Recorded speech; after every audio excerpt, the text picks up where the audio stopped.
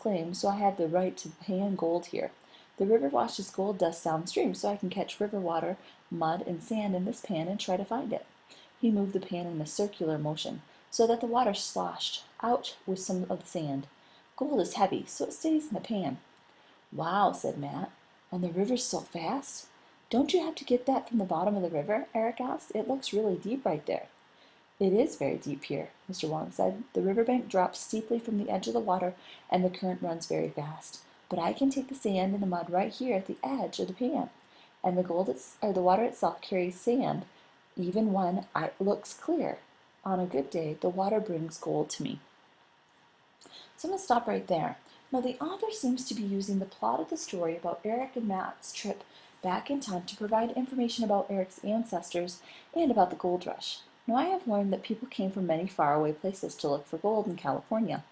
The author has also told me how the prospectors lived and panned for gold. What other factual information does the author provide on page 673? What's some other facts?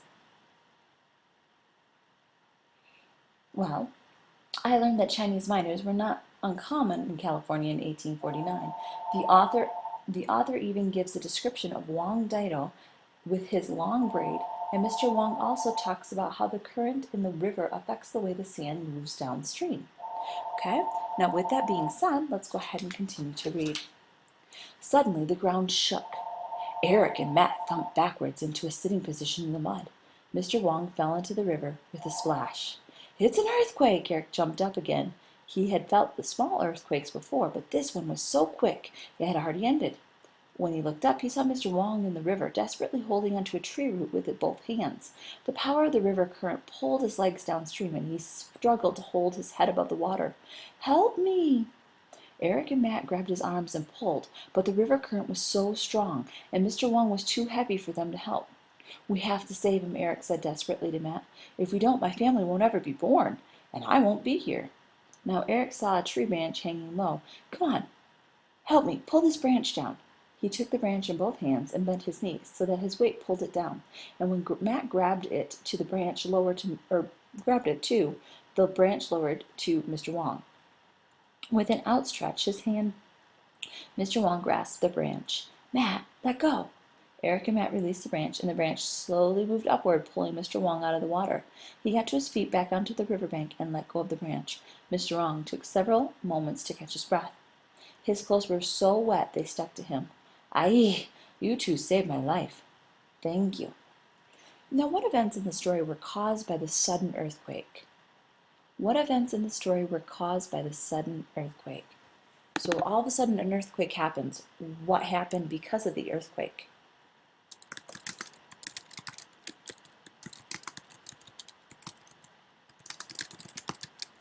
So an earthquake suddenly happens. What's the effect of that?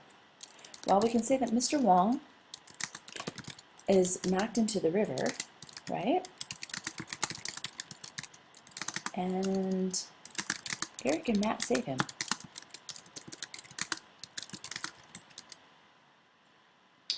All right, let's continue to read. Mine too, said Eric. You're welcome. I thought I was going to drown. Everything I have dreamed about would have come to an end. He paused and looked down at the ground. I came from a poor peasant village in southern China, Mr. Wang went on. I hope to find some gold and send for a woman I love. We'll marry here and raise a family in America. At least that's what I hope. Hey, that's a good idea, said Matt, because... And then Eric jabbed Matt with his elbow and interrupted. Because it's a good idea, he smiled, knowing that Mr. Wang's dream was going to come true. Now, I don't have much to offer in return of my life, said Mr. Wang. He reached into his pocket and pulled something out. This is my chop. Eric and Matt looked. It was a small piece of ivory with unfamiliar shapes carved on the bottom. What is it for?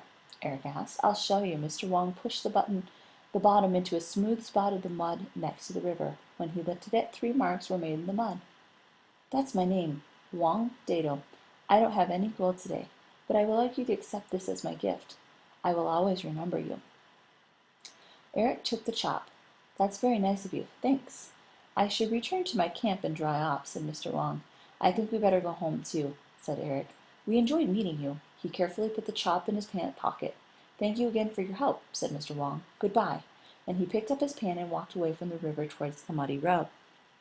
Okay, so now I'm going to go ahead and stop right there. And I got a question for you.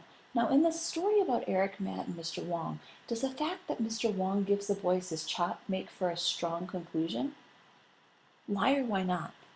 Is this a good way to end the story? If we end it just right now, is this a good way? Well, the fact that the chop was so important to Mr. Wong, and he gave it to the boys because he had no gold to reward them for rescuing him, it makes for a strong conclusion because it was the last thing he gave them before he disappeared. Okay? And it may be helpful for these boys to prove that they really did travel back in time with that piece of evidence. So let's continue to read. How do we get back to our time? Asked Matt. Maybe we should try to find those big rocks. Where were they? Come on, Eric said to Matt. I remember where they were. Maybe we'll find some kind of clue there to help us get back. He led Matt back into the space between the two big rocks, and they walked out. Suddenly, they were back into Eric's living room in the front of the computer. Wow! It worked! Those rocks must be some sort of doorway into the past. Matt looked at the computer screen. That's a great game. Who's winning? Eric's mom asked, and as she and Dad came in. Mom, Dad, Eric called out. We went into the game and back in time. Yeah, said Matt. We met Eric's great-great-great-grandfather. Eric's mom and Dad laughed. I love the way these games build imaginations while they teach history, said Eric's mom. Isn't that nice? I'm going to stop right there and ask you a quick question. How does the author show that Eric and Matt must think about what caused them to travel back in time? How does the author show that Eric and Matt must think about what caused them to travel back in time?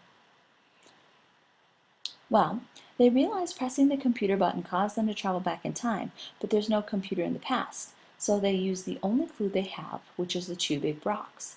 And when they find the rocks, they return to the present. So they conclude that passing between the rocks causes time travel. Dad, he told us he filed a claim for his own mine along the Feather River. Well, I know that from what I read in my grandfather's journal, said that Dado did file a claim.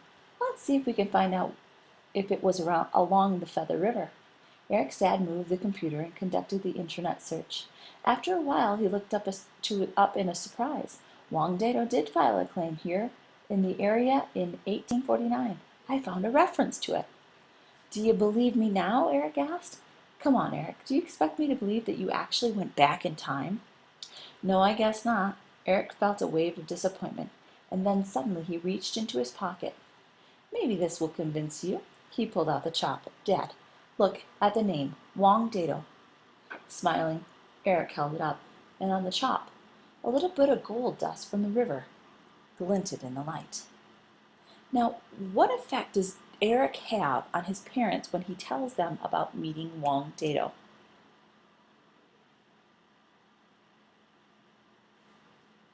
Well, his mother thinks he's just really excited about what they just learned, and his father thinks he simply found the information on the internet. And then Eric shows them the chop, and then they can't offer an explanation. So, the cause is that Mr. Wong gives Eric his chop, and the effect is Eric can prove he went back in time and met Mr. Wong. Okay? And that goes ahead and concludes the end of this story. If you have further questions or concerns about cause and effect, or about filling out this graphic organizer, remember that you do not need to hesitate to contact me either phone, email, office hours, or at the Learning Center.